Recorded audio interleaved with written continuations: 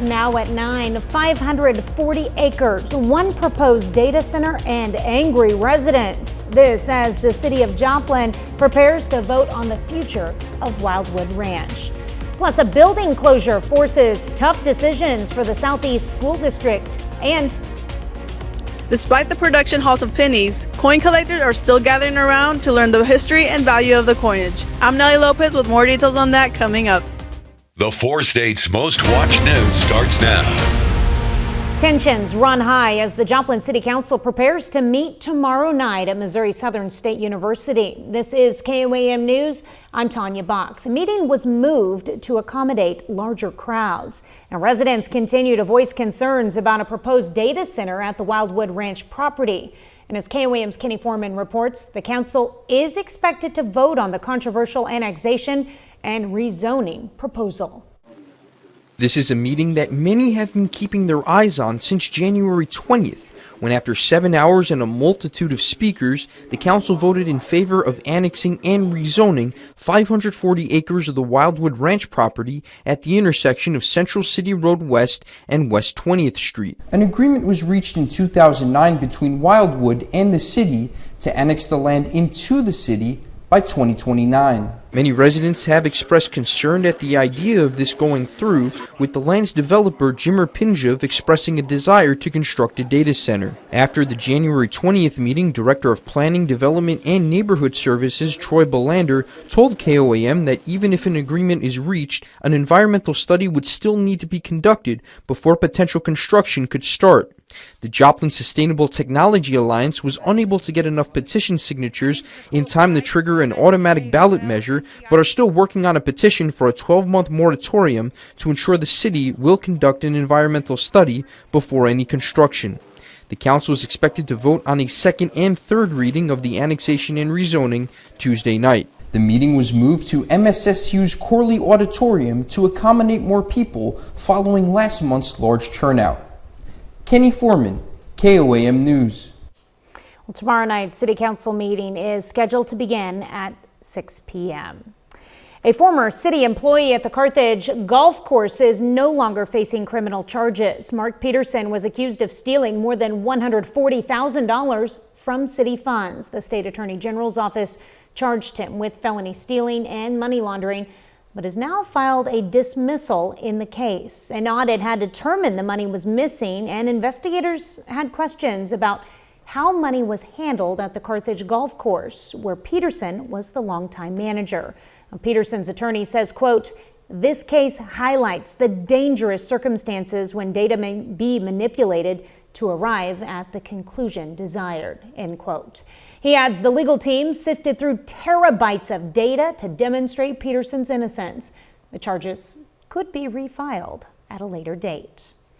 The Southeast School District is moving forward with plans following the decision to close a century-old building. Tonight's USD 247 work session comes after the school board voted to close the main building at Southeast Elementary School in Weir due to water damage, mold problems, and structural issues. Now, repairs would have cost the district at least $750,000. The question now, grade level changes for the next school year. The preferred option keeps pre-K through 2nd grade at the elementary school in Weir, and then 3rd through 8th would attend class at the current Southeast Middle School. A second plan moves pre-K through 6th to the middle school and shifts 7th and 8th to the high school.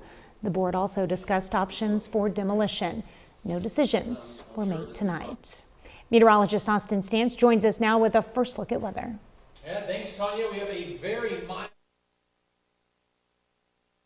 mild temperatures continue throughout this evening. Check this out. Heading into the 10 o'clock hour, we're still going to be near the mid-50s out there. Some cloud cover does begin to roll in. We start heading down to the lower 50s as we head into the overnight hours tonight. That cloud cover is actually going to contain some of that warm air that we saw today, keeping us above average overnight tonight. But that's not all. We have some wind gusts that are going to be moving into the 4 states heading into tomorrow as well. Overnight tonight, a wind gust around 25, 30 miles an hour is possible. By the time you're waking up tomorrow morning, we're going to see around 30, 35. By tomorrow afternoon, early evening, wind gusts 40, 45 miles per hour. A potential wind advisory possible as well.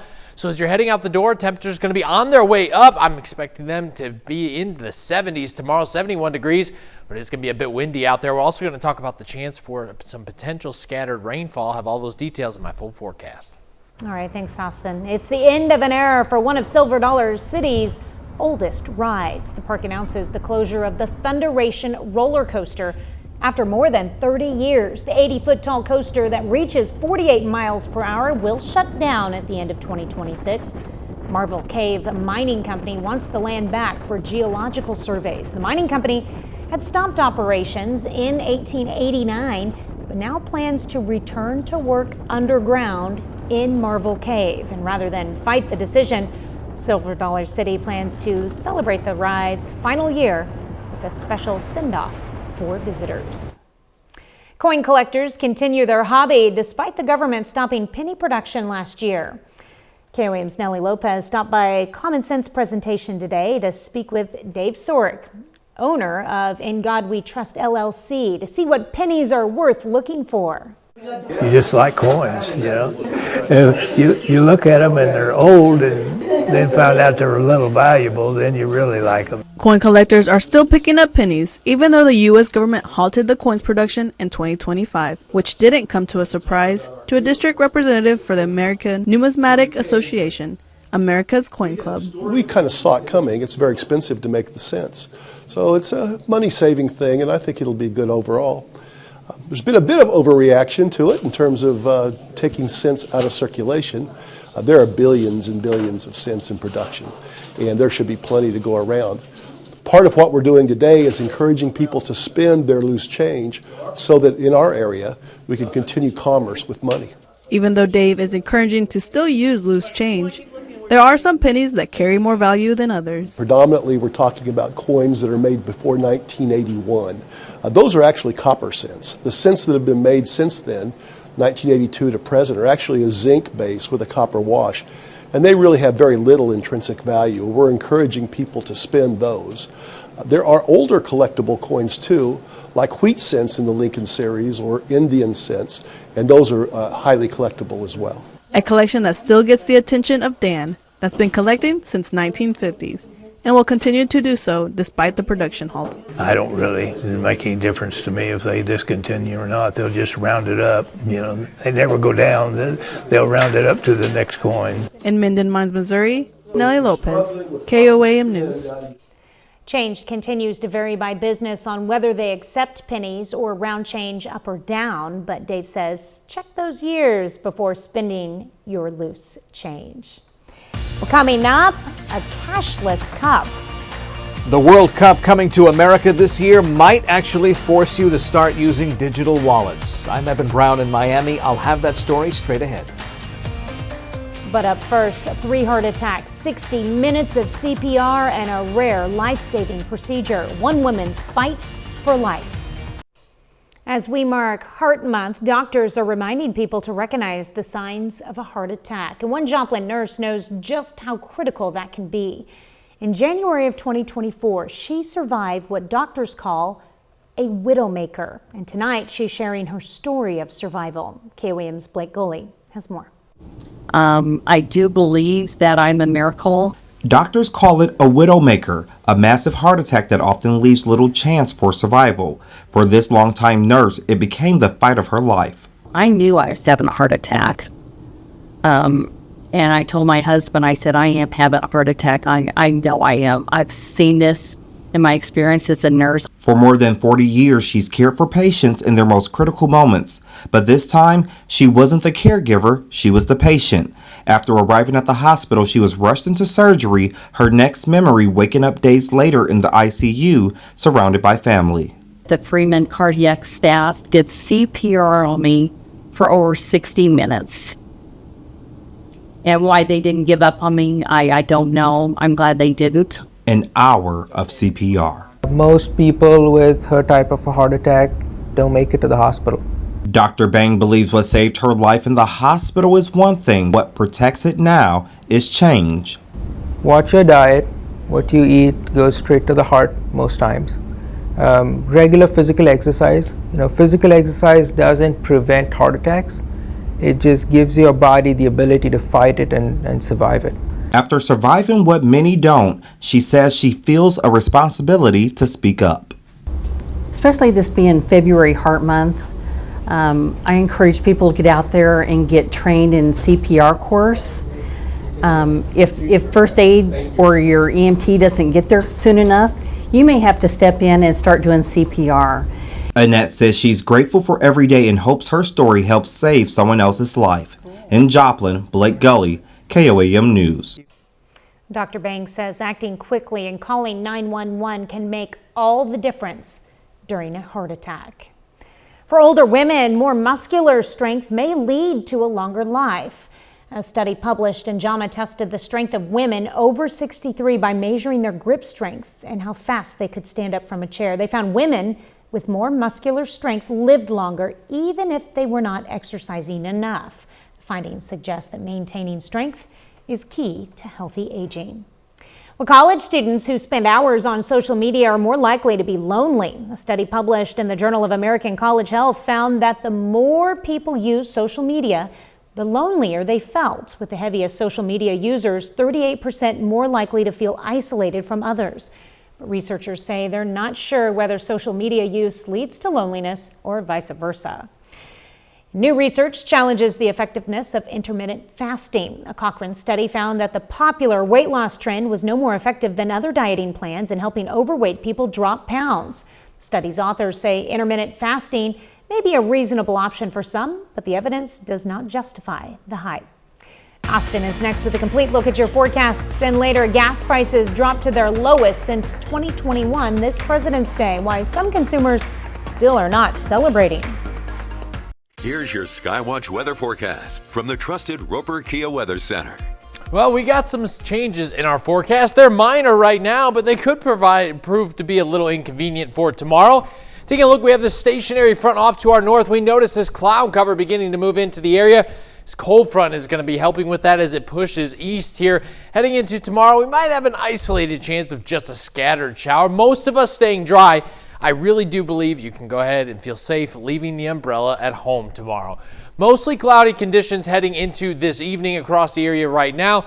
Temperatures out 9-17 this evening, and we're still near 60 degrees in Anderson, Grove, Veneta, 57 in Joplin, 55 in Carthage, Pittsburgh, 55 in Lamar as well. Heading into tomorrow, things are going to pick up a little bit in terms of winds. They're going to be out of the southwest, which is really going to help drive temperatures up as we're going to see all this warm air blowing in.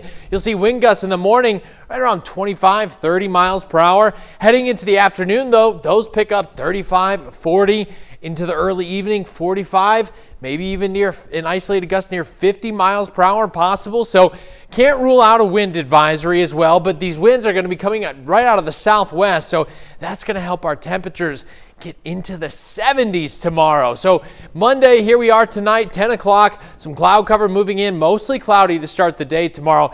And believe me, tomorrow's going to feel very mild with a decent amount of cloud cover out there containing all that heat that we're going to receive. Now, you'll notice temperatures really topping out here on our models around 68. I think we're going to be into the 70s there. I'm very confident in that. Now, heading into tomorrow afternoon, early evening, is there a chance of an isolated shower? Well, with all that warm air and moisture building in, yeah, you could see a sprinkle or two, but it's not going to be widespread by any means. Now, we are very dry across the region, and that is concerning for us. Even in extreme drought in areas south of I-44 here.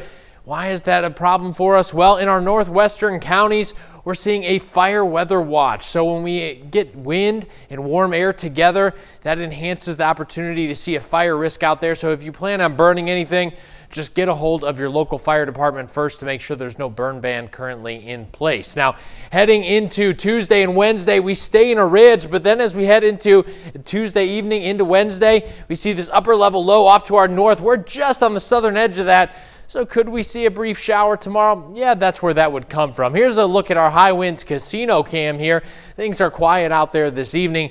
Taking a look at our 10-day forecast and what we can expect. Notice 70s Tuesday and Wednesday. Thursday 68, so near 70 once again. Clouds build in on Friday. Our next system moves in over the weekend. Noticeably cooler there, 49 degrees Saturday, 44 Sunday.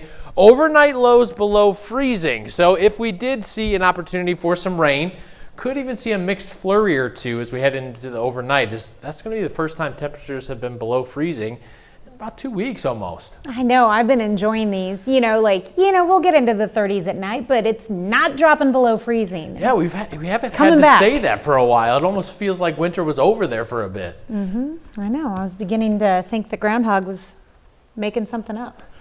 All right, thanks, Austin. Well, coming up next, inflation uncertainty. This President's Day, there's growing debate about the reality of the latest economic numbers. Gas prices are at their lowest levels in years, and inflation has slowed, but many say they're still having to pinch pennies. I'm Connor Hansen in Washington with the latest coming up. Well, this President's Day, some are continuing to celebrate the latest inflation numbers, while others are voicing concerns prices are still far too high. Fox Business correspondent Connor Hansen has the latest over the growing economic debate. President's Day gas prices dropped Monday to their lowest levels since 2021. The national average hovering around $2.92 per gallon. But some at the pumps don't think it's time to celebrate, saying overall cost of living is still far too high. It's kind of steep right now with rent, mortgage, car notes, unexpected bills, who knows? And on top of having to afford more for gas and then more on food, it's kind of a dent in the pocket. Friday, President Trump headed into the holiday weekend celebrating the latest economic numbers after a new report showed a key measure of inflation slipped to a nearly 5-year low, slowing to 2.4% in January, down from the 2.7% it hit in December. Very low inflation. We brought costs way down. The decline brings the new inflation numbers closer to the Federal Reserve's goal of 2% inflation. We've been seeing inflation has been cooling for really over the past 6 months or so. And so this is just a continuation of that trend. Still, economists see a disconnect between the latest numbers and what consumers say they want from the federal government when it comes to their wallets. People really want to go back to where prices were several years ago, and the reality is we're probably not going to see that. The Trump administration is pointing to the latest economic numbers to ramp up pressure on the Federal Reserve to cut interest rates. The Fed's next policy meeting is scheduled for March. In Washington, Connor Hansen, Fox Business. Tippy Toes brand apple, pear, and banana puree baby food is recalled for elevated levels of the toxin patulin. That's linked to fruit mold. No illnesses are reported, but long-term exposure may cause health issues like immune suppression, nerve damage, and fever. The product was sold in every U.S. state except Alaska and possibly some territories. Now, caregivers should throw it away or return it to the store for a full refund. Well, coming up next, Roper Honda hosts the Great American Flag Swap to honor local patriotism. Well, the Great American Flag Swap is back, and this time it's at Roper Honda. Folks had a chance to bring in their old worn-out American flags and get a new flag in exchange. Roper Honda says it's proud to see a high level of patriotism in the community. I really enjoy hosting the Great American Flag Swap. It's been a very popular event, and this time even more so than ever before in the past. The next Great American Flag Swap will be in May to coincide with Memorial Day. 30 more minutes of news, weather, and sports coming your way. Congress leaves town with Homeland Security shut down and the Potomac contaminated. And who does the DNA belong to? A glove discovered near Nancy Guthrie's home contains genetic material from an unidentified male, plus new demands from someone claiming to know her location. You're watching the 4 states' most watched news. This is KOAM News at 9 on Fox 14. I'm Tanya Bach. A partial government shutdown began over the weekend after lawmakers failed to reach a deal on legislation to fund the Department of Homeland Security through September. But DHS isn't the only shutdown wreaking havoc on Washington right now. Fox's Madeline Rivera is in the nation's capital with the latest. For decades, Washington's been called the swamp, but they didn't mean this. D.C. water officials are urging residents to stay out of the Potomac River as the cleanup of one of the largest sewage spills in U.S. history becomes increasingly more complicated with recent snowmelt and debris bubbling up. I mean, if you have an open cut or anything, typically we don't want to get our hands in the water because, it could be dangerous. This all started a month ago when a sewer pipe collapsed, sending millions of gallons of raw sewage into the river. D.C. officials are telling residents not to touch the Potomac. As far as the potential impacts to human health, I think it remains to be seen, and I think it remains, how vigilant people are. But as the river remains shut down in Washington, so too is the Department of Homeland Security. Shut down over the weekend after Congress failed to pass a bill to fund its operations before a stopgap measure lapsed. Well, this shutdown, it hurts the American people. And the bottom line is we can't afford instability within Homeland Security. This as Democrats are demanding reforms to immigration enforcement practices, including tightening warrant requirements, prohibiting masks for federal immigration officers, and ending roving patrols. Senate Minority Leader Chuck Schumer says it's time for Republicans to get on board. Because it's so common sense and so much supported by the American people. They're losing support every day by not supporting these common sense proposals. And it's unclear when both shutdowns will end. Congress is on recess until February 23rd, and D.C. Water has warned the Potomac spill can take as long as 10 months to clean up. In Washington, Mallory Rivera, Fox News. Well, a father is on trial for his alleged part in a deadly school shooting his son is accused of carrying out in Georgia in 2024. Colin Gray faces nearly 30 charges, including murder and involuntary manslaughter. He's accused of buying the rifle and ammunition his then 14-year-old son Colt allegedly used to kill 4 people at his high school after police had questioned the teen about making threats. Attorneys on both sides gave opening statements Monday morning. This is a case about his actions and the horrific consequences of them. The state will ask you to connect dots after the fact using hindsight. Dots that became visible only after the shooting itself. Gray pleaded not guilty to all of the charges. 2 students and 2 teachers were killed in the shooting and 9 others were injured.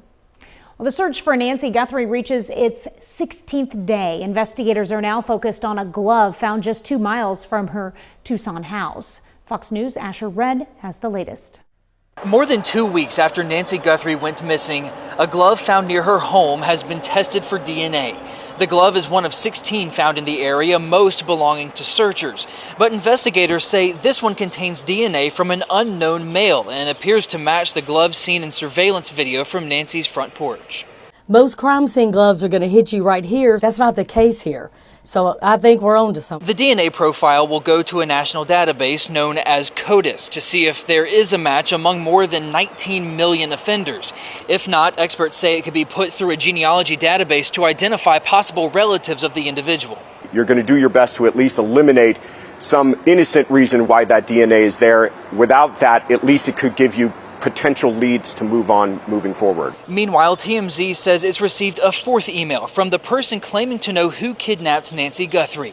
They're once again demanding $50,000 in Bitcoin up front, writing, quote, "I know what I saw 5 days ago south of the border, and I was told to shut up, so I know who he is, and that was definitely Nancy with them," end quote. Though Fox cannot independently confirm that reporting. If you're worried about getting this money, and you really do have this information, send it to us. We will forward it to the FBI, and that way there's a record that we have that you supplied this information. Meanwhile, the Pima County Sheriff says the clothing worn by the suspect in the surveillance video appears to be from Walmart, but it's not only available there. In Tucson, Arizona, Asher Red, Fox News. Austin is next with a complete look at your forecast, and later millions of World Cup fans will arrive this summer, but they don't want to pay with cash. How businesses are preparing for a cashless World Cup. Here's your Skywatch weather forecast from the trusted Roper Kia Weather Center. Oh, we have some minor changes in the forecast, but they're going to bring some big effects with them as well. Let's talk about it. So we're looking at our Skywatch storm tracker. We see some cloud cover beginning to move in. Over the next several hours, we're going to see winds begin to pick up. We know that we have severe dry conditions across the region right now, so that enhances our fire risk. We're also going to see the opportunity for a very brief shower, especially as this cold front continues pushing east here. As that happens, that's going to help continue to fuel some cloud cover into the area and maybe an isolated shower or two as we head into tomorrow. We'll break it all down here in just a second. Notice that we see some mostly cloudy conditions across the 4 states right now. Heading into this evening, though, temperatures are still very mild out there. Winds directly out of the south, 57 still in Joplin here at 9:38. 56 in Bella Vista, 57 in Jay, 57 in Grove. Check out Nowata, still sitting at 60 degrees there after the 9 o'clock hour. Out in Parsons, you're at 58 degrees right now. Taking a look at our wind gust tracker, well, we're going to see winds increase as we head throughout the overnight hours into tomorrow. By the 10 o'clock hour, could see a gust 15, 20, maybe an isolated gust 25. But by 6 a.m. tomorrow morning, we're looking at gusts around 25, 30, pushing 35. And then by the afternoon, early evening, we're looking at 45, 40, 45 to maybe even an isolated 50-mile-per-hour gust tomorrow. So a windy day on tap for your Tuesday. That is also going to help fuel some warmer temperatures for us as well. All those southerly winds are going to bring some warmer temperatures back to the area, and all this cloud cover is going to contain that warm air. So it's going to be a very mild Tuesday out there. Temperatures in the upper 60s already by our lunch hour. We're going to break into the 70s tomorrow. I don't have a doubt about it. The models here kind of being tame with the temperatures a little bit. It says 68 here in Joplin by 3 o'clock. At this point, I think we're already breaking into the 70s. Heading into Tuesday evening, here's our front passing, cloud cover clearing out. We have all that moisture coming in, so with some of that cooler air pushing in, we can't rule out just an isolated shower. You can leave the umbrella at home, but just know you might run into a brief drizzle or two. Now, heading into Wednesday morning, it's a little bit cooler, but mostly clear. We're going to see a mostly sunny day. As I mentioned, it's extremely dry across the 4 states region, even extreme droughts in some areas south of I-44. That means that we have an enhanced fire risk, so I would avoid burning anything at least through the next 48 hours. Now, taking a look as we head into Wednesday and Thursday, 72 on Wednesday, 68 on Thursday. Here comes our cool down after our front passes, 52 on Friday. Our next system moves in over the weekend. It's not a major system, but check out those overnight temperatures, below freezing there. So there's going to be a short window where we might even see a few flurries in there embedded in some rainfall as well, but it's not a large system. I'm not expecting anything too widespread, so we'll get through that, but then some more winter-like temperatures return to the forecast. Yes, and I suppose it's still February, so it's to be expected. Meteorological spring arrives March 1st. We're almost there. Can't wait. All right, thanks, Austin. Don't forget, you can be the first to know about the day's weather with the KOAM Skywatch Weather app. Get severe weather updates sent straight to your phone, free of charge. It's available in the Apple App Store and the Google Play Store. The KOAM Skywatch Weather app. Still ahead, the Colgan and Independence basketball teams square off on the court, plus a rivalry rematch between the Gorillas and Lions at John Lance Arena. Dan McLeish has those stories and more up next in sports. We've got a rivalry matchup tonight in Pittsburgh as the Gorillas host the Lions, looking to complete the season sweep. We've got 2 former Purple Dragons facing off in this one, and we're underway at John Lance Arena. Isaiah Atwater driving on the first possession. It's off the glass, but Tyrone Wright Jr. is there for the slam dunk. Lions score the game's first points. Gorillas down by 4. Donald Coates working right in the paint. He hooks it in for PSU's first points. The Lions remain in control. Galvin Elkamil pump fakes, gets the defender to bite and lays it in off the glass for 2. Now Connor Rogers with the shot fake, passes out to a wide open Hayden Shanks. His triple is nothing but net, and the Gorillas take their first lead of the day. Jaden Taylor looking to respond. His shot is blocked by Ethan Sage into the hands of Elijah Curry. Curry with the Hail Mary to David Corbin Jr., who knocks down the shot through the contact. You can tell it's a rivalry game. The tensions are high on the court, but the Lions still lead by 1, and after the miss, Atwater comes up with the steal, dishing it to Elkamil from downtown. money. The Lions take down the Gorillas on their home court, 83-75 to split the season series. We'll stay on the hardwood but move to the high school level where two of our Southeast Kansas schools face off. Staying in Pittsburgh at the Colgan Fieldhouse as the Panthers host Independence on senior night. Second quarter in a tight ball game, Brooklyn Maddox running the point for the Bulldogs, attacking the rim and finishing with the finger roll. But the second half belongs to the Panthers. Jacayla Davis working around the perimeter, driving and kicking it to her twin sister Janessa on the wing, who drains the three. Very next possession, Colgan working the ball around, swinging it to Mariella Gilmore at the top of the key. The freshman's triple is nothing but net. Now it's Davis's turn, crossing over and getting to the rim, finishing through the defense with her left hand. She finished with 22 as Colgan dominates on senior night, winning 54-31. The Panthers boys squad looking to complete the doubleheader sweep of Independence. Early first quarter, Bulldogs leading, and this three from Kellen Lanning is no good, but Javen Colbert gets the long rebound and fires from deep, connecting on his tray. Next possession, Colbert down low to Ian Martinez, and the big man goes to work, backing down his defender and scoring, capping off a 10-2 run to start. But here comes Colgan. Jaden Brown gives it up and flashes through the lane, hauling in the pass and scoring the easy layup. He scored the Panthers' first 7 points. Brown now repaying the favor on the inbounds pass, finding Brady Bottega, who gets physical and finishes through contact on the post as Colgan completes the sweep 52-45. Now that the 2026 Winter Olympics are over halfway through, let's take a look at the medal leaders in Milan. And here's where we currently stand. Norway with the commanding lead in golds and total medals, hosting Italy coming in second place. But the Grand Ole USA is right behind in third with 6 gold medals and 19 total. America has some big events tomorrow with both men's and women's curling teams set to go very early in the morning. Well, that's it for sports. We're back with more after the break. Millions of soccer fans from around the world will be shelling out billions when the World Cup kicks off this summer. But how will they be paying? Fox's Eben Brown has the answer in this edition of our Fox on Tech series. We want to make sure that our fans have a good experience here in the U.S. Millions of soccer fans from around the world are coming to America this summer for the FIFA World Cup to cheer on their favorite teams.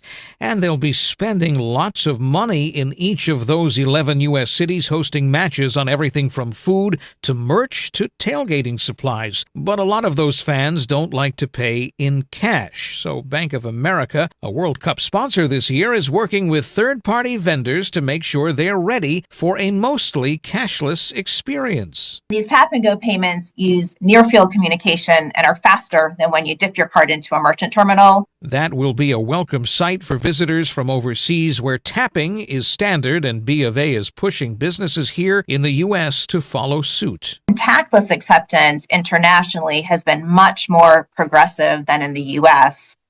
And also one piece of payment, which is pay at table, is very common outside the U.S. And we're trying to encourage the merchants to adopt similar functionality. And because Tap and Go has been growing in popularity, the networks are already in place to support vendor purchases, but the bank says they have backup systems ready to go just in case. We have several levels of redundancy across geographic regions, and we have tested that and make sure that we can support the full payments volume that we are expecting. The FIFA World Cup kicks off on June 11th. You can catch it right here on Fox. In Miami, Eben Brown, Fox News.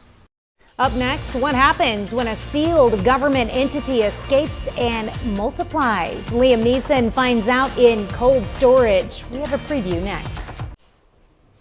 There's action, horror, and comedy, all in the latest movie to hit theaters, Cold Storage. The sci-fi flick stars Liam Neeson, Georgina Campbell, and Joe Keery as a group caught in the middle of a mysterious nightmare. Ashley Dvorkin sat down with Neeson and Campbell for a preview. Two may have started the night minimum wage guards, but you're a green light team now.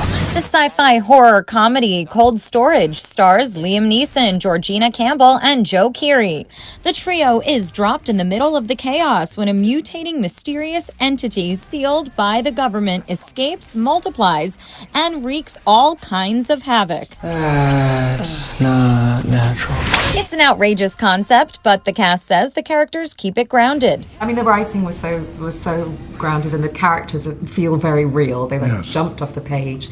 And then for me, being with Joe and getting to work together, I feel like that, he really helped me stay grounded, and we found a nice rhythm together. Neeson plays a seasoned operative, the kind of role he's honed, though this guy is a little less serious. He credits the script and his co-stars for how he was able to have fun with it. I was inspired by Georgina and Joe, their energy, their pace, their chemistry together. And it was very much like that. And I thought, that's exactly what I should do.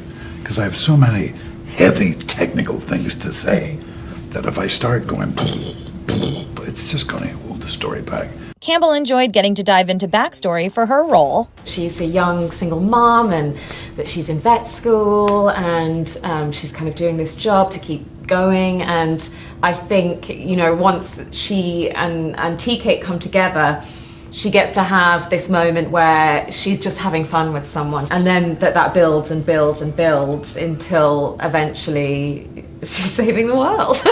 This thing is spreading. Cold Storage unleashes in theaters fittingly on Friday the 13th. In Hollywood, Ashley Dvorkin, Fox News. And that's our time for tonight. Thank you for joining us. We're going to leave you with video of meerkats at the Boise Zoo. Have a great night and an even better tomorrow.